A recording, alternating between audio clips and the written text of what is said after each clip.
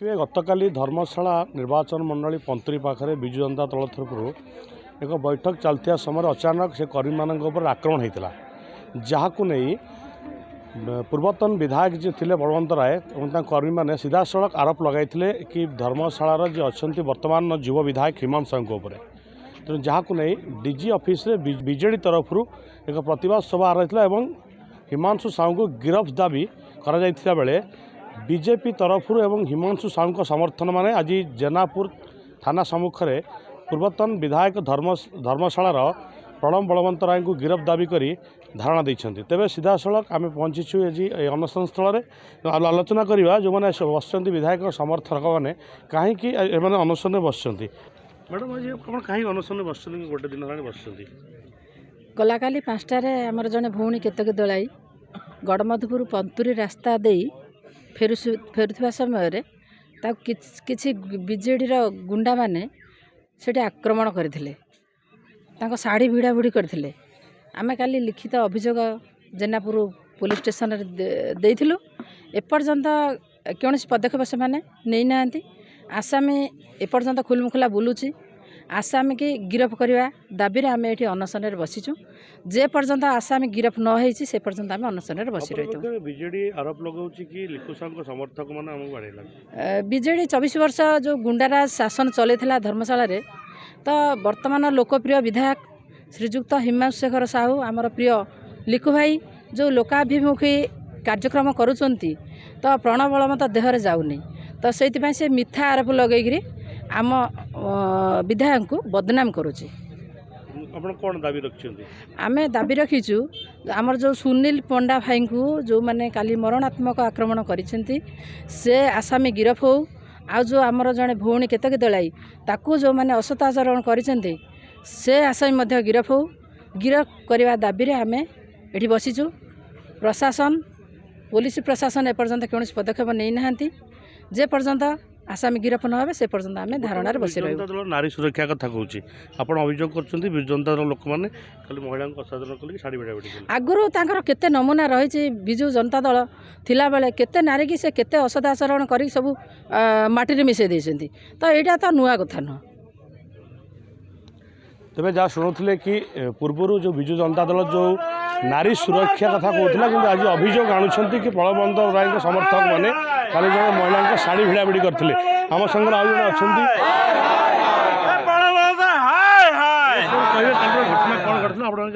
देखो तो आसंता काली से भोजी भात करते से विषय आम किसी कहबार नहीं आम जे समर्थक अच्छा सुनील पंडा सी जो बाट दे रास्ता दे जाते जो माड़ होती से प्रतिवाद आम आज जेनापुर थाना आईएस द्वारस्थ हो तो आम बाबा बाबा से गोटे जगह तो होती अन्य जगह तो होनी धर्मशाला कहले केवल गोटे फार्म हाउस को बुझाए बीजेडी विधायक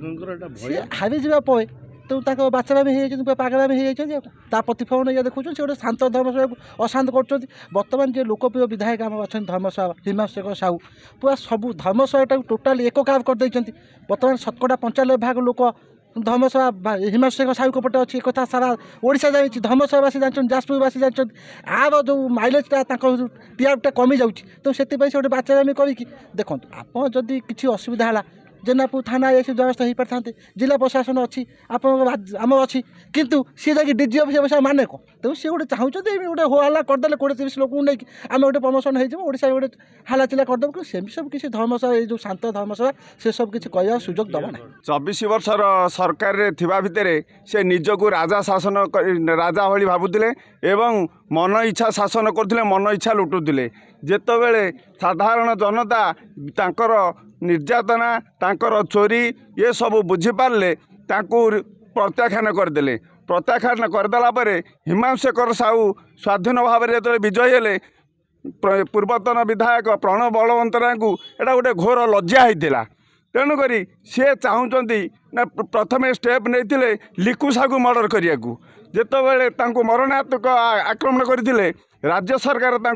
पुलिस प्रोटेक्शन जोगेदेले तापर पाखक आउ भेदन करू साधारण जनता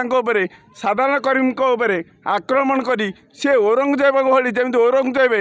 प्रथम पितृ हत्या करते 4 भाई को हत्या करते निजे राजा होते से भली भावुंट ये हिमांशु शेखर साहूर समस्त समर्थक को हत्या करी से पुनर्बार क्षमता को आसवाक चाहते। धर्मशाला गोटे कथा कहे जो आरोप बिजेडी आणुची घटना सत्यता अच्छी ना मिथ्या ताहा मिथ्या एटा तांकर परिकल्पित ये माने से माने बहु आगुरु केते केते घटना घटे ये सारा ओडिशा सारा भारत वर्ष जानी तेणुक से सब जिनस मिथ्या एवं कहानी से बहु रूप दे पारती बहु रूप देकर से रंग बदल से रास्ता चली पारती आम या देखीचु आम भी बीजेडी दल में थिलु आम सजग ये भारत वर्ष को धर्मशाला को सुरक्षा दवा साधारण जनता एवं जागृत होती बीजेडी सरकार आंचलिक दल कांग्रेस को सारा भारत मुक्त करवा आम शपथ नहीं। तेबे जहाँ शुणुले कि हारी जावा परे रक्तमुखा हो पड़ी पूर्वतन विधायक धर्मशाला बलवंत राय जहाँकि जो भाई रूट्रा धर्मशाला चली बर्तमान तांको हाथ पूरा बंद हो जाए जहाँफल कि से अस्नेह हो लिकु साहू